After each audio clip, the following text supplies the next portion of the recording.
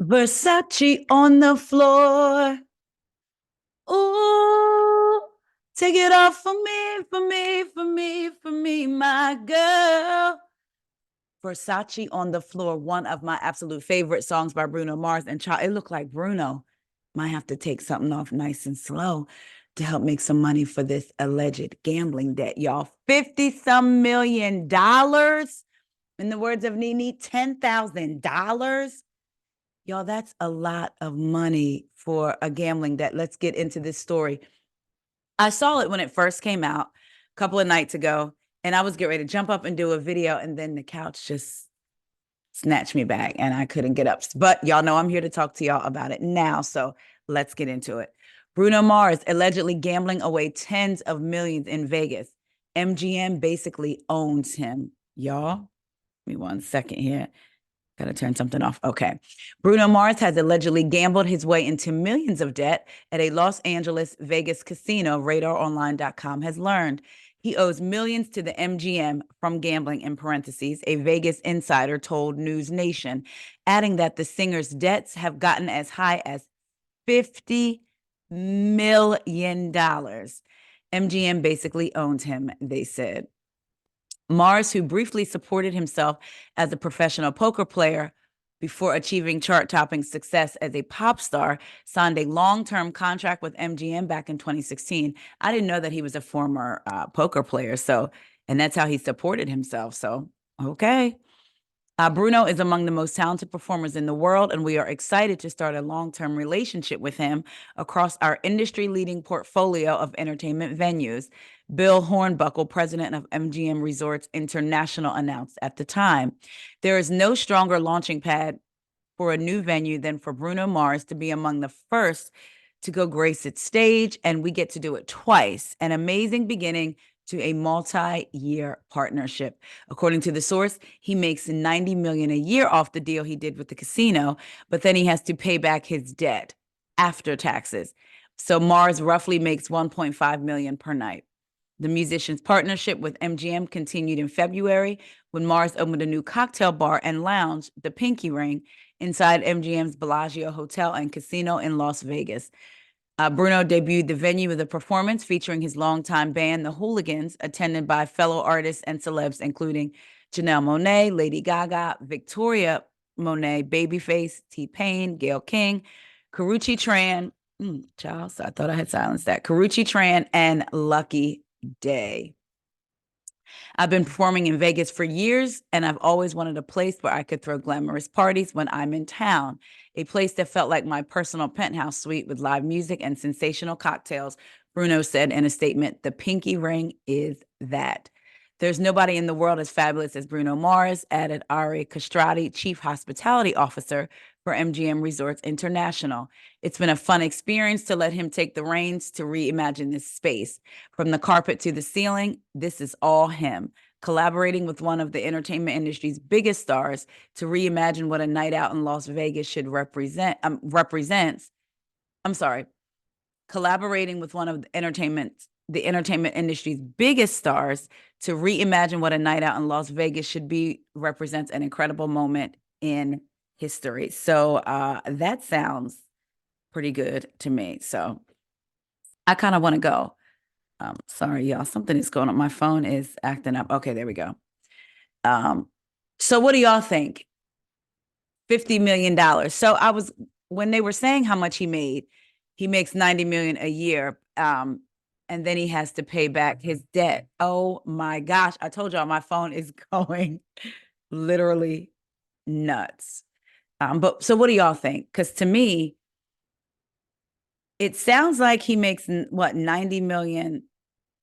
And then the way it read was he has to pay off his taxes and debt. And then he gets money. And is that the 1.2? Does he get the 1.2 million? Like, does he average the 1.2 million after all that is paid? I want to go back up. Here it is. It says, according to the source, he makes 90 million a year off the deal he did with the casino, but then he has to pay back his debt after taxes. And then in parentheses, it says Mars makes 1.5 million per night. So at first, when you hear 90 million, right, that sounds like, oh, well, he should be able to pay off his debt soon if he owes 50 million. Even if you break it down to 1.5 million a night, oh, he should be able to pay it off soon. But even if it takes 40% of that of taxes, let's just say, right? So now he's at what, $50 million? And then if you owe 50 million and still have a lifestyle to maintain. So even if he paid back 25 million a year, take him 2 years to pay off. That is wild. Like, you were a professional poker player and now you may owe the casino $50 million. I wonder, I guess the casinos, when you're a high roller like that, they give you credit, sort of like PK from the Real Housewives of Beverly Hills when he owed all those casinos money because he kept getting like credit or loans or what have you. So, child, my heart. Whew, can you imagine having to go in to work every day, even if you love what you do, knowing that now you're doing it to pay, like, you're doing something you love to do and you're getting paid all of this money for it, but now all of that money has to go right back to the place that's employing you because you owe them. I would be sick. But child, like I said, Bruno might have to take something and leave it on the floor. Like he told the girl in Versace on the floor. Maybe that'll help him pay it off faster. Go on and take it off, Bruno. Take it off. Start an OF and OnlyFans. Sing naked or something. I don't know. Just throwing out ideas to try to help you get this paid down faster. But best of luck to you, Bruno. Y'all, let's talk about something that we already knew about. It's no surprise. It's been speculated who was and who is and is not returning to the Real Housewives of Atlanta. We got confirmation a couple months ago. I think it's been now that Marlo was not returning. Then she spoke out for herself, confirmed it. Andy talked about it on his show. Then we were hearing that Sanya wasn't returning either. So Andy Cohen confirmed her exit on his Sirius XM show that aired on March the 14th. Then we know that Kandi left, right? Kandi did her announcement. Sanya has finally come out and confirmed that she won't be returning. But when I'm not gonna lie, when I first read her statement, I said, sound like Kandi's announcement, because this is what she said.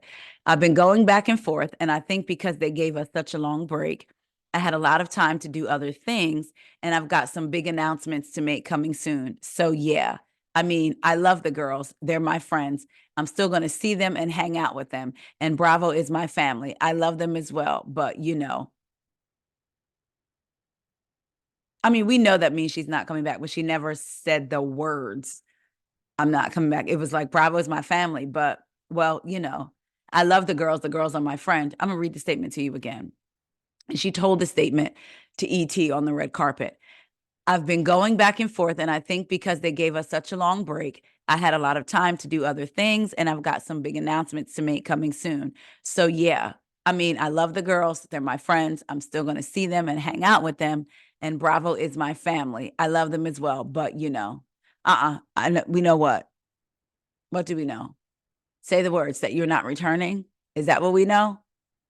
Anyway, yeah. So it's been officially confirmed, even though we all knew that Miss Sanya Richards-Ross will not be returning. Will y'all miss her? Did y'all like her as a housewife?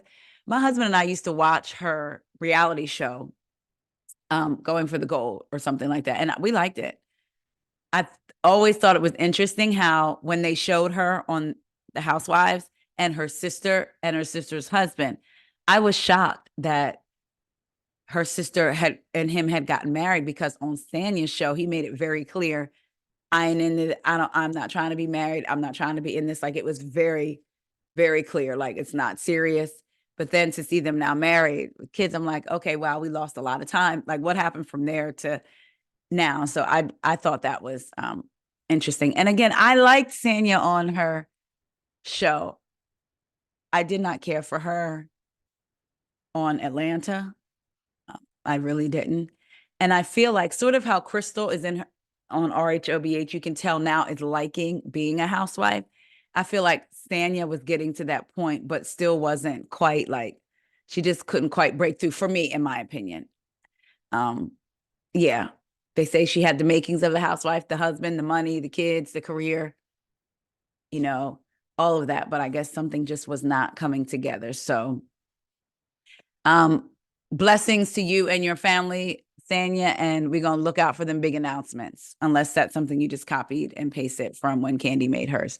All right, moving right along. I had to talk about this because when this ran across my desk, I read it. I didn't read the whole thing, but I'm going to read it with y'all, but I had to read through most of it twice to make sure that it was legit, because I thought, oh, somebody's being funny or whatever, but no, it's the truth. Kardashian exes Caitlyn Jenner, Lamar Odom launching podcast together with homage to keeping up with the Kardashians. Caitlyn Jenner and Lamar Odom are teaming up to launch a new podcast.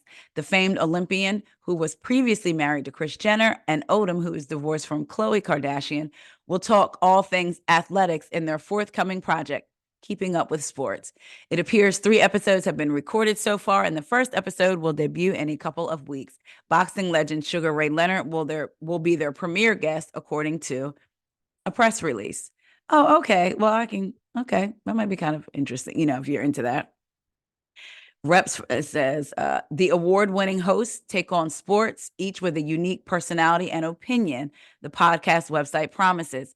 Reps for Odom, 44, and Caitlynn, 74, didn't immediately return Page Six's request for comment. Caitlynn, who won a gold medal at the 1976 Olympics and the Los Angeles Lakers champion, will be joined by a third host named Zach Hirsch. It's unclear how Kris feels about this pair of Kardashian exes teaming up together, but Caitlynn made it clear last year that she and the momager no longer keep in touch. If there's any communication, my manager kind of talks to her, and when you have as many kids as I have, you're closer to some than you are to others. I certainly see them, and we do this and that, Caitlynn shared with the UK daytime talk show This Morning. Meaning the talk show is called This Morning, not This Morning, March 18th. I'm much closer to the Jenner side, but Kris, I don't really have any more contact with her. It's kind of sad because we went through a lot. I have my feelings about Caitlyn. However, I will just say maybe this will be interesting for the people that are into the sports and into Lamar Odom and Caitlyn Jenner. So Godspeed. All right, last up, I want to talk about what's been talked about round these here internet streets for days on days on days. I'm not going to play the video. I'm just going to recap what she said because by now I'm sure you've all heard it, but I did want to give y'all my thoughts and hear what y'all had to say in the comments. Nene Leakes slams Porsha Williams for allegedly refusing to film Netflix show together. She is not a star. Be clear. Don't make me call Porsha. Okay. We've always had a good laugh when we see each other. So I was like, okay, me and Porsha are going to kill this part, Leakes said on Instagram. So to summarize the video, Nene came online and did a video and said that her manager reached out and the show The Upshaws on Netflix wanted her to be a part of it, to be one of the guests. They also let her know that Porsha was also going to be filming the same segment. She was excited. She thought they were going to kill it. They were going to tear it up. Boom, boom, boom. They fly her out there. She gets there. They do a table read. Porsha's not there. There's a stand-in, but she thought, oh, maybe she just hadn't arrived yet. What so have you. She goes back to her hotel. She receives a call saying, asking her if she had any issues with any housewives. And she named Kim Zolciak, Cynthia Bailey, and Marlo Hampton. She said, no, I just talked to Kim last week. Cynthia and I talk often, which, wow, I guess they definitely reconcile, not just for the pics and the flicks on Instagram. So she said her and Cynthia talk often and her and Marlo talk often. So she said, wasn't an issue. They let her know that they recasted Porsha's role. And she was like, oh, okay. They ended up, fast forward, they recast the role with Cynthia Bailey. They flew Cynthia out. They filmed blah, blah, blah. She found out that, so then, and I don't know the time frame of when this called. I believe it was probably while she was out there. But production let her know that Porsha said that Porsha wasn't able to work with her due to their past differences. I was trying to get the exact wording. She said, I was later told that Porsha did not show up to work. and had said that she did not want to work with me, that we had issues from the past and she did not want to work with me. Now, people had a lot to say, right? And I'm going to say this. I know that Nene has sat on Watch What Happens Live and when they've asked her, who do you think should stay? Who do you think should go? Now, to be fair, they ask many housewives that. And I will say there are housewives that say, well, this is an ensemble show, so it doesn't work. You can't take one of us out and feel like it'll work the same. So we need everyone, even if they're not getting along with some of their cast members. And then you have some housewives, Nene included, who will name certain cast members that they feel like should not come back because they didn't have a story, they didn't bring anything to the season, right?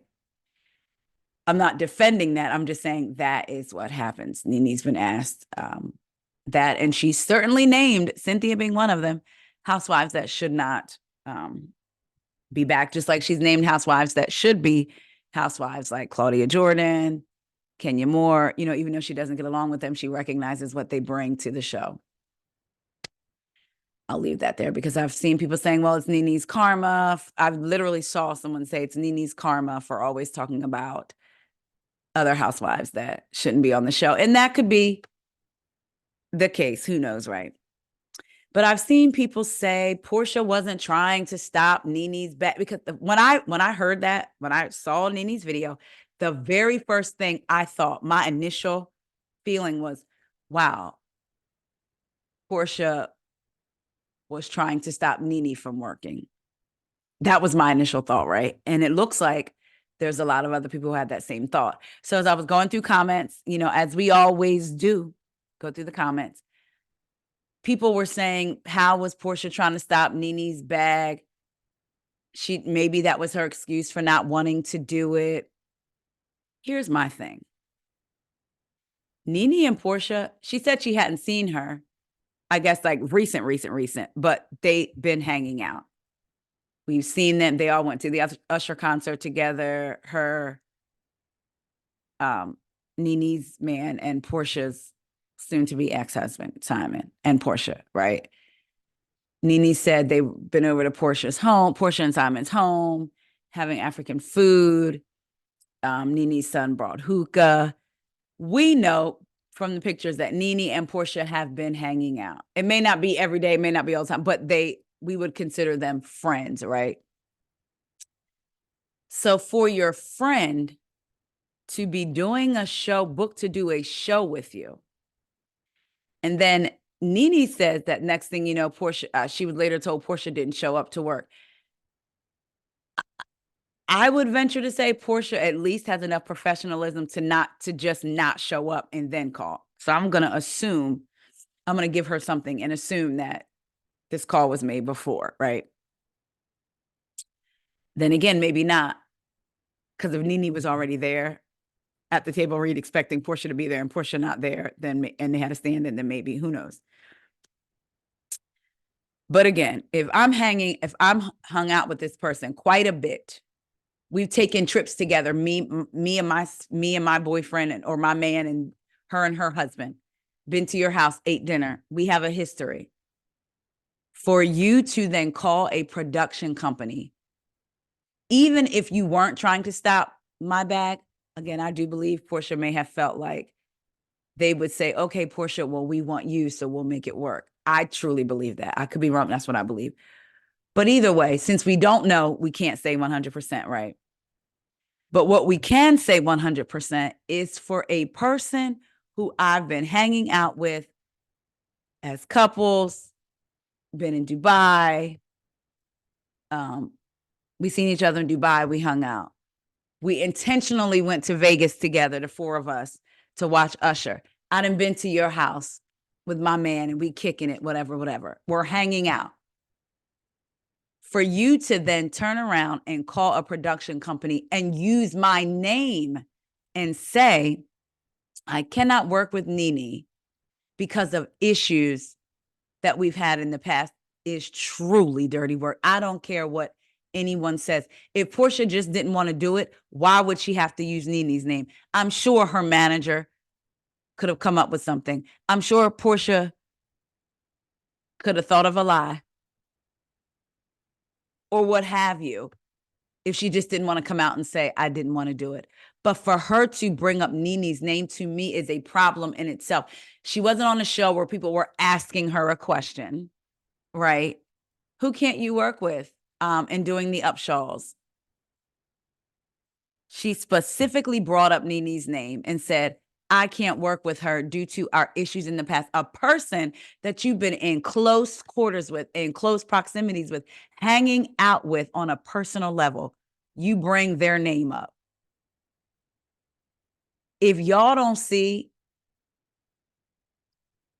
how grimy that is, because even if she wasn't trying to stop the bag, she don't know what was going to happen on the end of the production company receiving that information. She didn't know. Why would you bring up Nene at all? That's my thing. She should not have brought up Nene at all. For her to bring up Nene is an issue. And then let's not forget, Nene said she texted her, and Porsha's response back was, you didn't check up on little sis with me going through my divorce. So if we're to believe Nene says she texted her, like, what's going on? And Porsha's response was, you didn't check on me. I just think that is so nasty and such a low vibrational thing to do. She could have easily said, I don't want to do it. I can't do it. I have a scheduling conflict. I'm so sorry to pull out, what have you. But to specifically bring up Nene's name, if they were in an argument, in a fight, not getting along, I personally feel like as a professional, you don't do that. You never want a production company to think you're messy or any of that. My kids were in entertainment for 7 years. Going back, their agents and managers were in New York, going back and forth to New York. They've auditioned for some of the biggest shows, Broadway. My daughter was made it down to the final 4 to be young Nala for The Lion King. My son got through auditions to get to audition in front of what was the casting director's name for New Edition for the New Edition movie. So like they've done they've done even more stuff. They've done commercials, all that stuff. But I say that to say, I can't imagine bringing a production company into that. I've seen, just from me being a parent and being there through all that, you know what I mean? I can't even imagine involving production in something like that, which is why I'm of two minds when it comes to Nene talking about this. A part of me is like, I wish she hadn't have done that, because you're bringing production into it. And now, like, what if they told you that and they weren't supposed to tell you that? And now you're out here saying, and production told me this is what Porsha said. You know what I mean? So I kind of wish she didn't do that, because maybe that could have opened up more opportunities for her. And who knows, it may not stop anything, but I'm just saying they could be like, we ain't trying to get involved in no housewife stuff, right? But on the other side of it, I feel like you have a right to say what happens to you, period. If you're a part of my story and I feel like you did me wrong in my story, I can tell my story. So a part of me is like, she has a right to say it. The bigger thing for me would be like her speaking about her having been blackballed before and all of that stuff. And now seems like she's getting back into it. Do they want to be involved in some drama between Nene and Porsha, right? So that's how I feel about that. But I just don't get, because people are like, Porsha didn't do anything wrong. I firmly believe she did something wrong in this instance by bringing up Nene, if they have not had any issues. Now, if her and Nene had a falling out and she was like, man, we can't work together, then by all means, because I just said you have every right to say what's happened to you, to tell your story, So if something had to happen between her and Nene, by all means, I guess let them know you can't work with her. But for me, y'all were just hanging out. And now all of a sudden, that's my thing. I'm in your house eating your good African food, me and my man.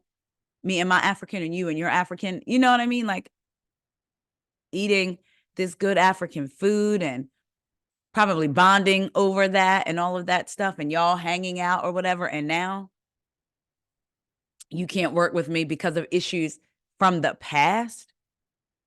That to me is what I think Porsha was wrong for that.